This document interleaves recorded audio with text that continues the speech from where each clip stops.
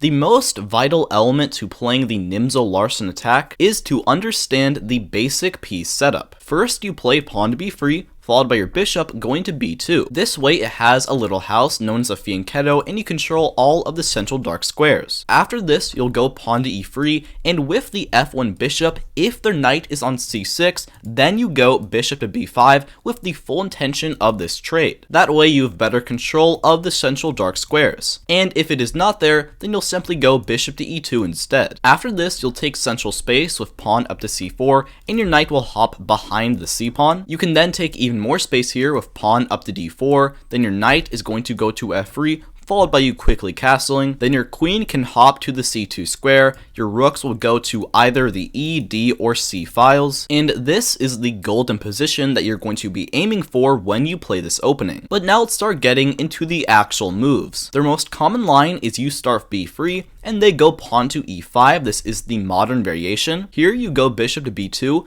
attacking their pawn. No move like knight to f6, giving up the pawn is good, you'll simply capture. Instead, they have to defend it. I'll cover d6 and f6 in a second, but their most common way to defend is knight to c6 like this. You'll now play pawn to e3, they will likely take more space with d5, and when their knight is on c6, you want to go bishop to b5. And in this case, we actually have a pin here, meaning the pawn on e5 is currently under threat. If they just play a move like bishop d7, then we can simply capture, they take back, and now we win the pawn on e5. Instead, their better move is to go bishop to d6, defend like so, and one thing to keep in mind is that when their bishop moves out, the g7 pawn is no longer protected, allowing you to play a move f4. Taking the pawn would be a blunder, because then we take on g7, and the rook is impossible to save. They can make life a little troublesome with this check here. We simply move our king over. And they can capture, and don't take just yet, because then queen to f2 is checkmate. Instead, just play queen to e1.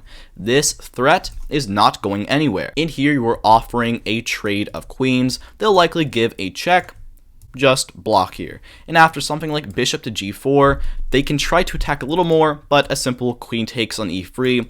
This fork here forces them to trade queens with us. And after this, the rook is still trapped in the corner, and you are winning. So make sure to keep that tactical idea in mind, but most people instead defend with f6, and here you'll now trade in the center. A quarter of people take with their bishop, which is a blunder, or at least a big mistake after this trade here. They capture, we trade on e5 as well, they capture, and now queen to h5 check, and they simply have gotten forked. Their best move is to simply slide over, and after queen takes, we're solidly up a pawn with a great position, but also if they play g6, then now they've walked into another much more brutal fork, and they lose their rook in the corner. Our queen is going to safely get out, and we are completely winning. So that is not great for them. Capturing back with their pawn is better, and here we can now simply play knight to f3. We are attacking the pawn and threatening to win it because their knight on c6 is still pinned, and they have a couple of tries. e4 here, attacking our knight, do not get tunnel visioned, you are winning after bishop takes on g7. Their rook is trapped in the corner, and if they take, you can simply take back. The threat is going nowhere, and you are once again winning there. If they try bishop to g4 to try and pin you, you can go h3. Just attack their bishop. They are pretty much forced to capture here. You'll take back with the queen, attacking their d5 pawn. And after like knight to f6 defending, you can attack it again with knight to c3. And here you can castle short, or if you're feeling a little crazy, you can also castle long. And with your queen on their king side, you can actually have a lot of fun attacking positions from this variation.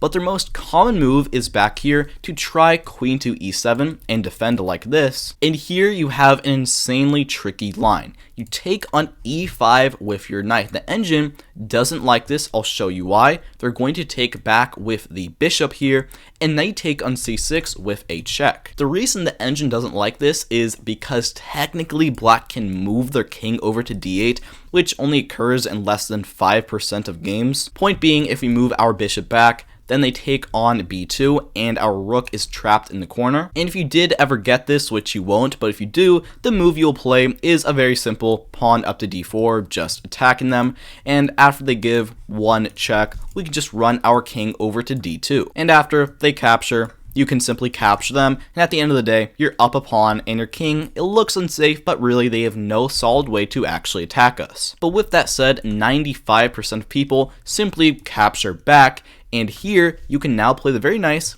queen to h5 check, and they are actually just simply getting forked here. King must walk over. If they play g6, then after you capture, the rook is actually trapped in the corner no matter what they do, so you are just completely winning there. Instead, walking over is better, and here you can now simply capture, and after this trade, let's say knight to f6, we can confidently castle. We are up a pawn, we have easy development, they have a very bad pawn structure, and we have a fantastic game ahead of us. So with that, you are dominating in a ton of those knight to c6 lines when they defend like this. But what if they instead defend with pawn to d6? It is very solid, but it blocks in their bishop, so it is not great, and we can just play the normal setup here. We can play e3, then our pawn can go up to c4, take some central space, which they are not taking. Our knight can head to c3. It is very standard. Our knight can go to f3 here because pawn to d4 is not supported enough yet.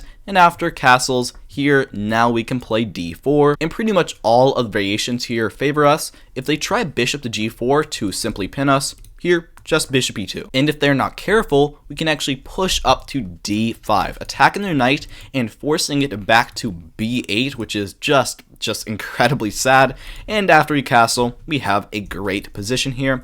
Instead, most people tend to immediately capture, at which point we can take with our knight. They will take back, and here you don't want to take back for the pawn because then they have the annoying d5 move, and this is actually not great for us. Instead, we take with the queen, and from here, play is pretty simple. Black goes bishop e6. In this position, we actually have the luxury of going bishop to d3 instead to get all of these squares. Let's say c5 now, attacking our queen.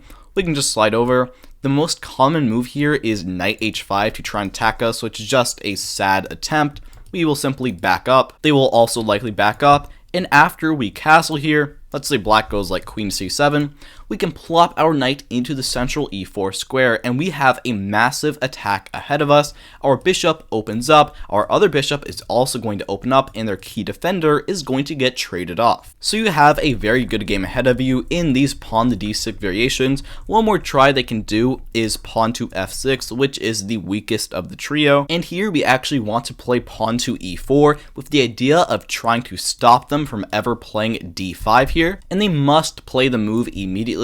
If they wait even 1 second, we can go bishop c4, and now they can never play it. Our knight can also come to make sure they'll never play it, and they can never castle short either, so that would just be completely miserable for them. Instead, playing immediately is better, and here you're going to go for the trade.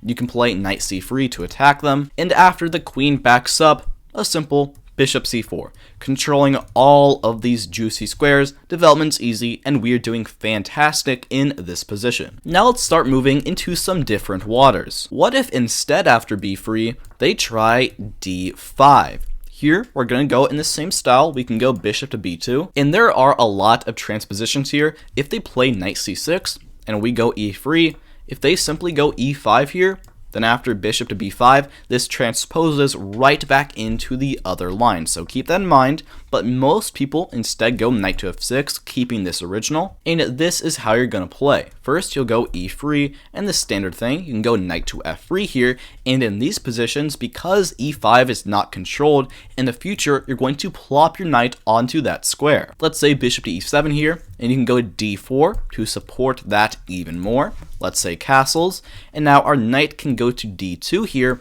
to support the c4 push. Black can go c5 here, and because this pawn is just defended so well, we can just completely ignore it, and once again we have the luxury of going bishop to d3 to get all this diagonal against their king. If they take, we can simply just take back. This trade doesn't really change anything for us. Instead, most people just go knight to c6 here.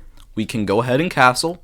let's say b6, preparing to put their bishop on b7, and this is the right time to play knight into e5, attacking their own knight.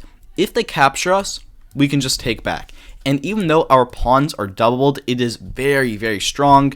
Knight drops back, a simple c4.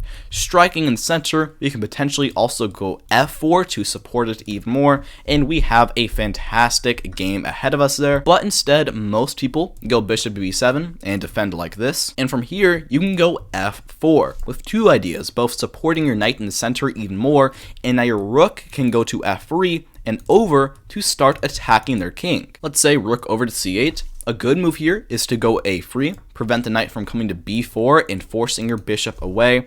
And after, let's say captures, you can simply take back.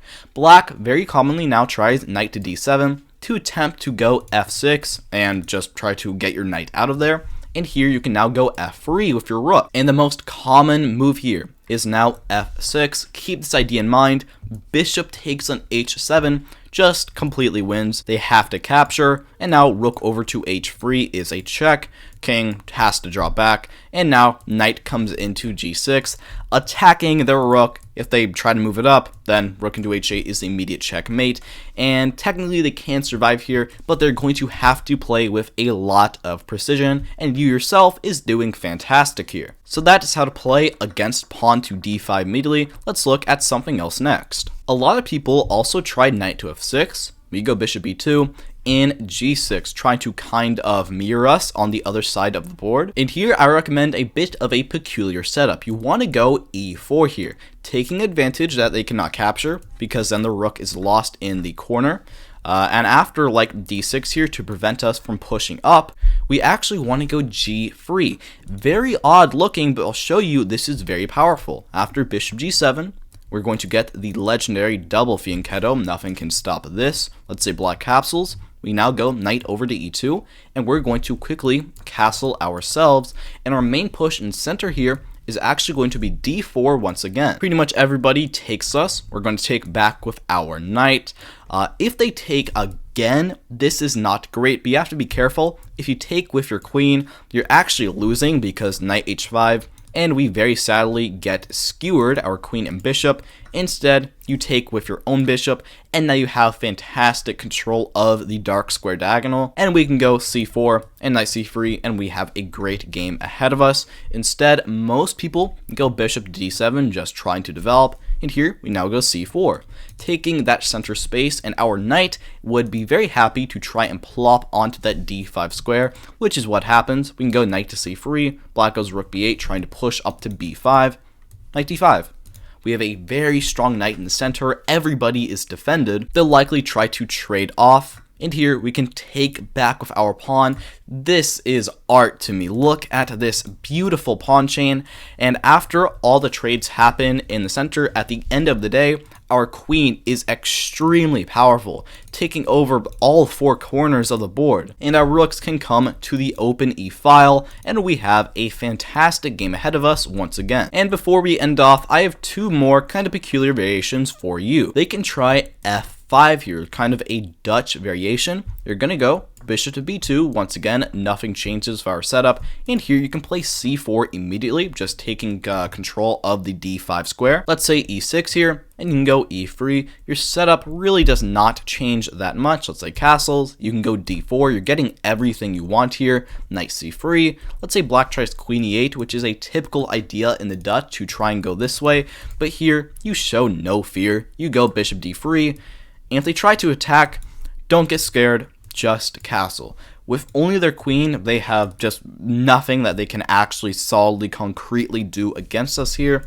If they try knight e4 in the center, which is what everybody does, a simple queen c2. And our setup prevails. It is so strong and solid. And after this trade, our bishops are just so strong. Black is really lacking in development, and in reality, we just have a fantastic game ahead of us with virtually no problems. And lastly, one more variation for you, this being a very odd one, which is the immediate a5, and after you go bishop b2, then a4. And what to do here, I don't recommend a capture, because then after they take back, you have given them exactly what they wanted. It is very odd, but if they play like this, they probably have something up their sleeve. Instead, the best thing to do is just ignore it. Just go like knight to c3 here, because, I mean, if they capture, just take back, and this is really nothing for you. Anything, you now have extreme control over this diagonal in a very funny way. Alright, thank you for watching. Like, subscribe, do all that stuff. I hope you have a great day, and I will see you next time.